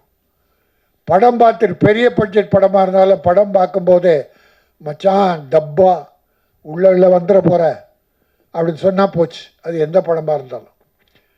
ஆகவே வாய் விளம்பரம், மவுத் டாக், மவுத் பப்ளிசிட்டி அதிலே தான் இருக்கிறது. அதற்கு உங்களுடைய பத்திரிகையாளர்கள், ஊடகங்கள் பேருதவி புரிகிறாங்க. அதை கூட 3 நாளைக்கு விமர்சனம் எழுதக்கூடாது, படம் பார்க்கக்கூடாதுன்னா, நீ 3 நாளுக்குள்ள விமர்சனம் எழுதுனா 3ஆவது நாள் படம் போயிடுத, அப்போ யார் பார்க்குறது அதை? ஆனால் படம் எழுதுபவர்கள், ஊடகங்கள் சரியான விமர்சனம், தவறு இருந்தால் தவறை சுட்டி காட்டலாம், நல்லவைகளை எழுதி நல்லவைகளை பாராட்டி சில பல குற்றங்களை எடுத்து காட்டலாம். ஏன்னா இதில் கூட நம்ம கவிஞர்கள்லாம் வருத்தப்படுறது என்ன தெரியுமா? பாட்டு வரிகளை பிரமாதம் எழுதுகிறாங்க, மியூசிக் போடுறவங்க பிஜிஎம்மை பெருசாக்கி வார்த்தைகளை சுருக்கிறாங்க, சத்தம் கேட்கப்படும். இதில் ஒரு குறை என்னென்னா வார்த்தைகளே புரியல. 2 பேர் உதயகுமார், பேரரசு 2 பேரும் பெரிய கவிஞர்கள், அருமையான கவிஞர்கள். பல பாடல்கள், படங்களுக்கு பாடல், வெற்றி பாடல்கள் இருக்கீங்க. அவங்கெல்லாம் மனம் நோகும். வார்த்தைகளுக்கு முக்கியத்துவம் கொடுங்கள், பிஜிஎம் குறைக்கணும், வரிகள் வரும்போது பிஜிஎம் குறைக்கணும். அதை இந்த படத்தில் கொஞ்சம் பின்னால் ட்ரை பண்ணுங்க, கொஞ்சம் வார்த்தைகளை கேட்கல. ஆகவே இந்த கண்ணீரா தயாரிப்பாளருக்கு இது கண்ணீராக வர வைக்காமல் லாபகரமான படமாக அமைந்து மலேசியாவிலிருந்து தமிழகத்தை நம்பி வந்திருக்கிற இந்த கதிரவன், நம்முடைய கௌசல்யா தம்பதியர் மேலும் படங்கள் எடுக்க வேண்டும், தமிழகம் அவர்களையும் வாழ வைக்க வேண்டும். அவங்க 2 பேரும் தமிழ் என்ன அழகாக பேசுகிறாங்க பாரு. தமிழ்நாட்டில் உள்ளவங்களே இங்கிலீஷை கலந்து அடிக்கிறாங்க, நல்ல சிறப்பாக. வெளிநாட்டில் இருக்கவங்க தமிழகத்து தமிழர்கள் அப்படி அன்பு செலுத்துகிறாங்க, அவ்வளோ விரும்புகிறாங்க நம்ம ஆளுங்களை. ஆனால் நம்ம ஆளுங்க தான் அதை ஏற்பதில்லை. ஆகவே தமிழகத்தை நம்பி வந்திருக்கிற கதிரவனும் கௌசல்யாவும் இன்னொரு தயாரிப்பாளர் இணைந்து உதவியாக இருந்திருக்கிறார். இந்த படம் வெற்றியின் மூலமாக நீங்கள் அடுத்த படம் எடுக்க வேண்டும், கண்ணீரா அவளுடைய இன்ப கண்ணீரை வர வைக்க வேண்டும், நல்ல வரவை தர வேண்டும் என சொல்லி வாழ்த்தி விடைபெறுகிறேன். நன்றி, வணக்கம். இயக்குனர் ஆர்வி உதயகுமார் அவர்கள். கண்ணீராவா கண்ணீரா? இங்கெல்லாம் கண்ணீராக தான் நடந்துட்டுருக்குது. எல்லாம் பேசிட்டாங்க. ரொம்ப சிறப்பாக பேசிய அண்ணன் ராஜன் அவர்களுக்கும், என் அன்பு சகோதரர் இயக்குனர் பேரரசு அவர்களுக்கும், இந்த படத்தின் தயாரிப்பாளரும் இயக்குனருமான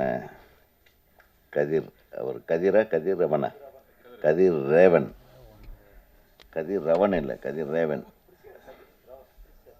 அப்படியா? ஏதோ ஜோசியம் பார்த்து வச்சிங்களோ? சரி, கதிர்ரேவன் அவர்களுக்கும் அவருடைய துணைவியார் கௌசல்யா அவர்களுக்கும் ரொம்ப சிறப்பாக பேசுனீங்கம்மா, ரொம்ப சந்தோஷம். மற்றும் தம்பி இயக்குனர் அவர்களுக்கும், நம்ம எக்ஸிக்யூட்டிவ் தயாரிப்பாளர், அவர் தம்பி பேர் எனக்கு கத்தி படத்தோட இல்லையா, கத்தி தானே தம்பி, நல்லா பேசுனீங்க, ரொம்ப சுருக்கம் பேசினேன். அண்ணன் தயாரிப்பாளர் நல்லா பேசினாங்க. நான் கொஞ்சம் லேட்டாக வந்தேன். வரும்போது ட்ரெய்லர் ஓடிட்டு இருந்தது, ஒரு பாட்டு கேட்டேன், ரொம்ப நல்லா இருந்தது, மிக சிறப்பாக இருந்தது அந்த பாட்டும். அதில் நடித்திருந்த கதாநாயகன், அது இன்னொரு கதாநாயகன், 2 கதாநாயகிகள்.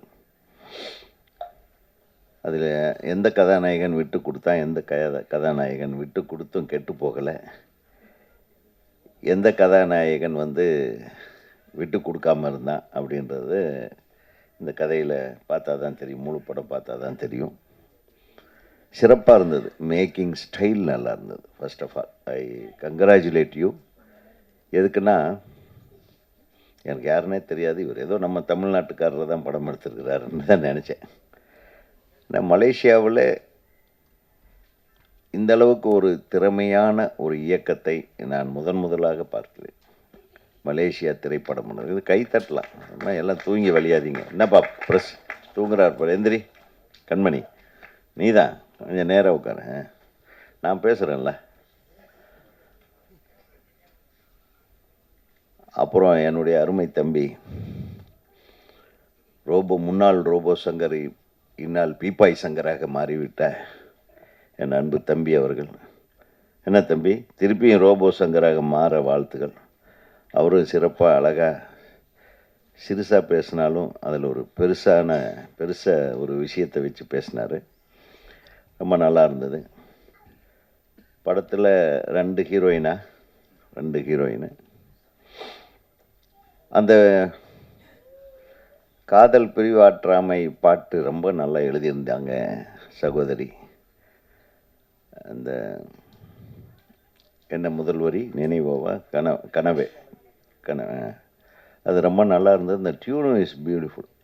ரியலி என்னுடைய முதல் வாழ்த்து வந்து இந்த இசையமைப்பாளருக்கும் பாடலாசிரியருக்கும் சொல்கிறேன். 2வது இயக்கம் வந்து சிறப்பாக இருந்தது. பார்த்த உடனே ஒரு புதுசாக ஒரு இயக்குனரெல்லாம் பண்ண மாதிரி தெரியல. அப்புறம் உங்கள் துணைவியார்கிட்ட கேட்கும்போது அவங்க சொன்னாங்க, ஏற்கனவே அவங்க முதல் படத்தில் நான் பாட்டு எழுதினேன், அந்த படம் முடியும் போது நாங்கள் கல்யாணம் பண்ணிட்டோம் அப்படின்னாங்க. ஸோ அவங்க பாட்டு எழுதியே உங்களை கரெக்ட் பண்ணியிருக்காங்க. ஸோ அவங்க கவிதைக்கு அடிமையாயிட்டீங்க. கரெக்டா? இவர் டியூனுக்கு ஏதோ டியூனுக்கு நீங்களா டியூனு? அந்த டியூனுக்கு சரி, உங்கள் டியூனுக்கு அவங்க டியூன் ஆகிட்டாங்க. ஆக முதல் படத்தோட முடிவிலேயே இவங்க காதல் பிறந்திருக்கிறது. 2வது படம் தொடங்கும்போது இதானே 2வது படம் துவங்கும்போது ஒரு நல்ல சென்டிமெண்ட்டை சொன்னார். எனக்கு வந்து அது ரொம்ப டச் பண்ணுச்சு ரியலி. பிகாஸ் எல்லாருடைய வாழ்க்கையிலும் அந்த குழந்தை பிறப்பதற்கு சில தாமதம் என்ற சொல்ல வந்து பல்வேறு பிரச்சனைகளை உருவாக்கி விட்டுரும். அந்த பிரச்சனைகளை நானும் சந்தித்தேன். அதனால தான் சொல்ல அந்த பிரச்சனைகளை அடிப்படையாக வைத்து என் மனைவியார் எழுதின கதை தான் எஜமான். அதனால் உங்கள் மனைவி மாதிரி என் மனைவியும் எஜமான் என்ற ஒரு கதையும், அதை தொடர்ந்து பொன்னுமணி என்ற கதையும் திரைக்கதையும் அவரே எழுதியிருக்கிறார். அதுக்கு அவார்டே வாங்கிட்டாங்க அவங்க.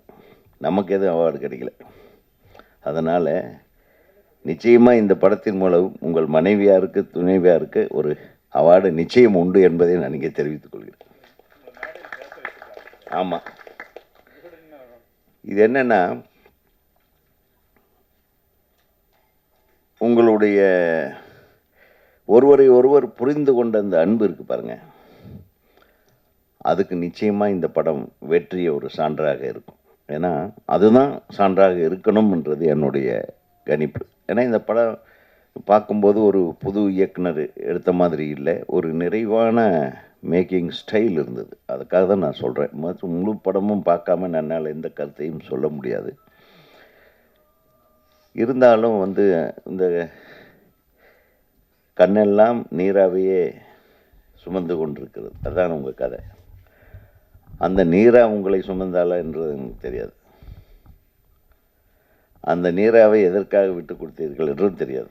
ஆனால் அண்ணன் சொன்ன மாதிரி, நம்ம தம்பி சொன்ன மாதிரி, உங்கள் துணைவிக்காக நீங்கள் விட்டு கொடுத்தது, உங்களுக்காக உங்கள் துணைவி விட்டு கொடுத்தது, அந்த 2 இருக்குது பாருங்கள், அது நிச்சயமாக ஒரு சக்ஸஸ்ஃபுல்லான எலிமெண்ட்டாக தான் இந்த படத்தில் உங்களுடைய உணர்வுகளும் இதில் கலந்திருக்கும் என்பதை என்னால் புரிந்து கொள்ள முடிகிறது. இது கொஞ்சம் டஃப்பான படமாக தான் இருக்கும், நம்ம சும்மா பார்க்க முடியாது. ஏன்னா இந்த மாதிரி ஒரு டைட்டில் வச்சுருக்காங்கன்னா அதுக்குள்ளே ஒரு ஏதோ விஷயம் இருக்கும். பொதுவாகவே எல்லோரும் சொன்னாங்க, அண்ணன் சொன்னார், மலேசியாக்காரங்கன்னா நம்ம சரியாக கவனிக்க மாட்டோன்னு. யார் சொன்னது? இன்றைக்கும் என்னுடைய மலேசியா நண்பர்கள் வர்றதுக்கு 1 வாரத்துக்கு முன்னாடியே ஃபோன் பண்ணிவிடுவாங்க. நான் எல்லா ப்ரோக்ராமையும் விட்டுட்டு அவங்கள வரவேற்பேன். அவங்களுக்கு ஈக்குவலாக நம்ம கவனிப்போம். தமிழர்களோட பண்பாடு. உங்களுக்கு நல்ல நண்பர்கள் மலேசியாவில் இல்லை போல் இருக்கு. இந்த ராஜன் எங்கே வந்தாலும் இப்படி தான் ஒரு பிட்டை போட்டுருது. ஏன்? தமிழர்கள் தாங்க மரபு மாறாமல் என்ன இங்கே இருக்கு. ஏன் இல்லை? நான் அப்படித்தான் இருக்கிறேன். நீங்கள் அப்படி இல்லை போல இருக்கு. அது நீங்கள் அப்படி இல்லைன்னு சொல்லுங்கள். பாருங்கள், அவன் தம்பி எப்போ வந்தாலும் மலேசியா சிங்கப்பூர்லேருந்து ஆளுங்க வந்தாங்கன்னா அவங்களை கூப்பிட்டு ஷூட்டிங் கூட கேன்சல் பண்ணிட்டு காரில் தூக்கி போட்டு அவங்க எங்கெங்கெல்லாம் ஷூட்டிங் பார்க்கணுமோ அங்கெல்லாம் கொண்டு போய் விட்டுருப்பான். கரெக்டா? பார்த்தீங்களா? கைத்தட்டுங்க அதுக்கு. பேரரசு மலேசியாக்காரங்கிட்ட பழக்கமே கிடையாது. அவர் வெளிநாடே போக மாட்டார் பயந்துட்டு. அவர் விட்டுட்டு நாங்கள் போகும்போது ஒரு தடவை விட்டுட்டு போயிட்டோம். நானும் செல்வமணி போவோம். அதான் விட்டுட்டு போயிட்டீங்க.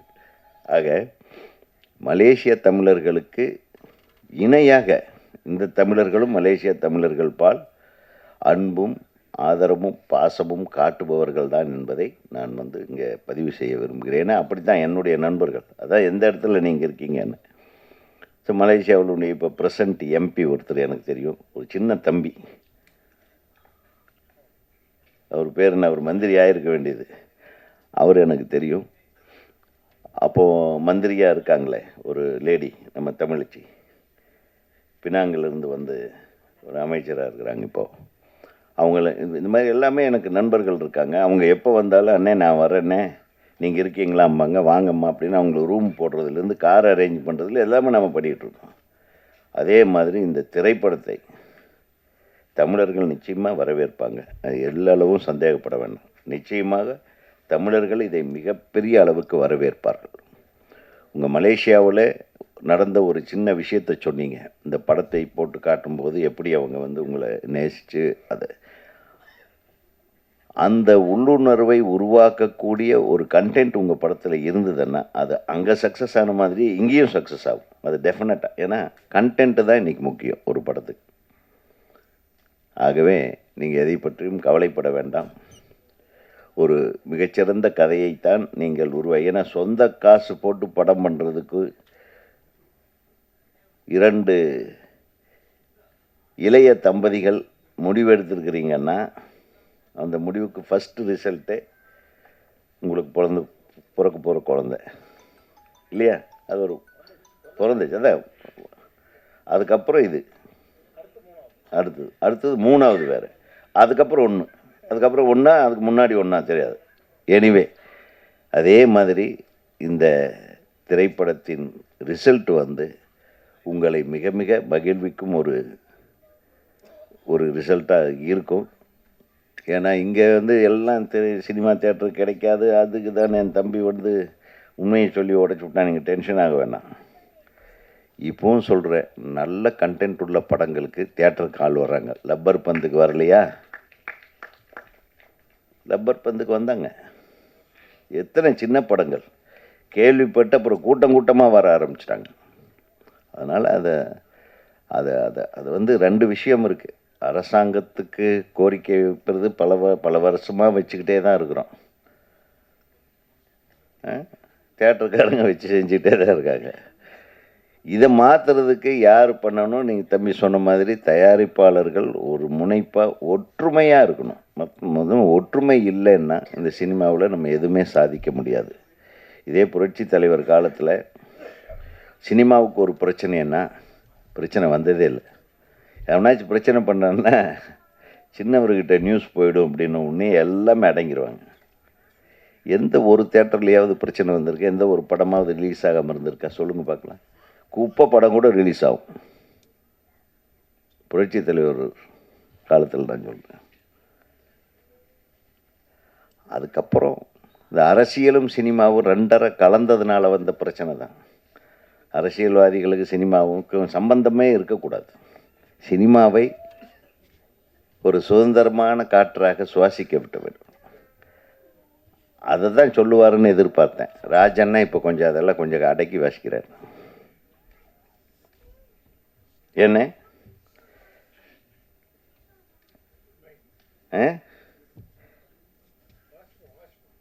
ஆமாம். ஸோ சினிமாவில் அரசியல் இருக்கலாம், அரசியலில் சினிமா இருக்கக்கூடாது, அரசியலில் சினிமா இருக்கக்கூடாதுன்னு என்னுடைய தாழ்மையான கருத்து. அப்படி இருந்தப்பெல்லாம் படங்கள் சிறப்பாக ஓடி இருக்கு. அதுதான் நான் சொல்ல விரும்புகிறேன். ஆக நீங்கள் எதுக்கும் கவலைப்பட வேண்டாம். நல்ல டிஸ்ட்ரிபியூட்டர் உங்களுக்கு அமைஞ்சிருக்காருன்னு நினைக்கிறேன். யார் டிஸ்ட்ரிபியூட்டரு? நீங்கள் தான். பாருங்க, வாங்க முன்னாடி உட்காருங்க. நீங்கள் இந்த மாதிரி தான் டிஸ்ட்ரிபியூட்டர்லாம் பின்னாடி உட்காந்து வச்சிங்கன்னா இப்படி எவ்வளோ தைரியமாக, சாரி, இவருக்கு ஒரு மிகப்பெரிய கரவசத்தை கொடுங்க. தைரியமாக நிச்சயமாக இந்த படம் வெற்றி படமாக உங்களுக்கு வரும் என்று சொல்லி, இந்த திரைப்படத்தில் பங்கு பெற்ற அனைத்து தொழில்நுட்ப கலைஞர்கள், நீங்கள் மலேசியாவிலேருந்து வந்திருக்கீங்க, ஆனால் நீங்கள் மலேசியாக்காரர் மாதிரியெல்லாம் இல்லை, நீங்கள் தமிழர்கள் தான். எல்லோரும் சொல்கிறாங்க, நீங்கள் சொல்லும்போது ஒரு வார்த்தை சொன்னீங்க, எனக்கு கொஞ்சம் மனசு கஷ்டமாக இருக்கு. திரைக்கடலோடையும் திரவியம் தேடு, அது உங்கள் அப்பம் பாட்டங்கள் பண்ண காலம். அப்போ பிரிட்டிஷ்காரன் இங்கேருந்து இப்போ கொஞ்சம் பேர்த்த தூக்கிட்டு போய் அங்கே வேலை வாங்கிட்டு இருந்தான். அதில் செட்டில் ஆனவங்க பாதி பேர் தமிழர்கள். அங்கே மலேசியாவிலும் மற்ற இந்தோனேஷியா அந்த மாதிரி தீவுகள் எல்லாத்தையும் கொண்டு போய் வச்சுட்டாங்க. அவங்க வேலைக்காக நம்மளை கொண்டு போய் வச்சாங்க. அப்படியே பாரம்பரியமாக அங்கேயே இருந்து பிறந்து வளர்ந்து அப்படியே குடும்பமாக ரப்பர் தோட்டங்களில் வேலை செஞ்சு அந்த மாதிரி கஷ்டப்பட்ட காலங்கள் அது. நீங்கள் அங்கே அனுப்பப்பட்டவர்கள் தானே தவிர, நீங்கள் தமிழர்கள், நீங்கள் இங்கே வர்றது உங்கள் உரிமை. You can take a POI card இல்லையா? நீங்கள் ஒரு கார்டு வாங்கிக்கலாம், இங்கேயே பேங்க் அக்கௌண்ட் ஓப்பன் பண்ணலாம், இங்கேயே ஆதார் வாங்கலாம். உங்களுக்கு 2 குடியுரிமை கிடைக்கும் வாய்ப்பு இருக்கிறது. அதையெல்லாம் பயன்படுத்தி கொள்ளுங்கள். அனைத்து மலேசிய தமிழர்கள் உங்களுடைய பாரம்பரியத்தை கரெக்டாக ஐடென்டிஃபிகேஷன் இருந்ததுன்னா உங்களுக்கு இன்னொரு குடியுரிமை இந்தியாவில் இருக்கிறது. அதை பயன்படுத்துங்கள். யார் சொன்னது உங்களை வெளிநாட்டுக்கார் மலேசியாக்காரன்? நீங்கள் தமிழரையா? எங்களை விட நல்லா அழகாக தமிழ் பேசுகிறீங்க, எங்களை விட அழகாக பாட்டு எழுதுறீங்க. ஆக சிறப்பு வாய்ந்த இந்த விழாவில் ஒரு சிறப்பு நம்ம எல்லாம் சேர்க்க வேண்டிய ஒரு நேரத்தில் நமது அனைத்து பத்திரிகை நண்பர்களும் ஊடக நண்பர்களும் இவங்க 2 பேர்த்தை பற்றி எழுதுங்க, இந்த படத்தை பற்றி எழுதுங்க. இந்த படத்துக்கு ஒரு எக்ஸ்பெக்டேஷன், அது ஒரு எதிர்பார்ப்பை நீங்கள் உருவாக்க வேண்டும் என்று பத்திரிகை ஊடக நண்பர்கள், என்னுடைய நண்பர்கள் அனைவரையும் கேட்டுக்கொண்டு, இந்த திரைப்படம் மாபெரும் வெற்றி படமாக அமைய வேண்டும் என்று கூறி எல்லாம் வல்ல இறைவனை வேண்டி விடைபெறுகிறேன். நன்றி, வணக்கம்.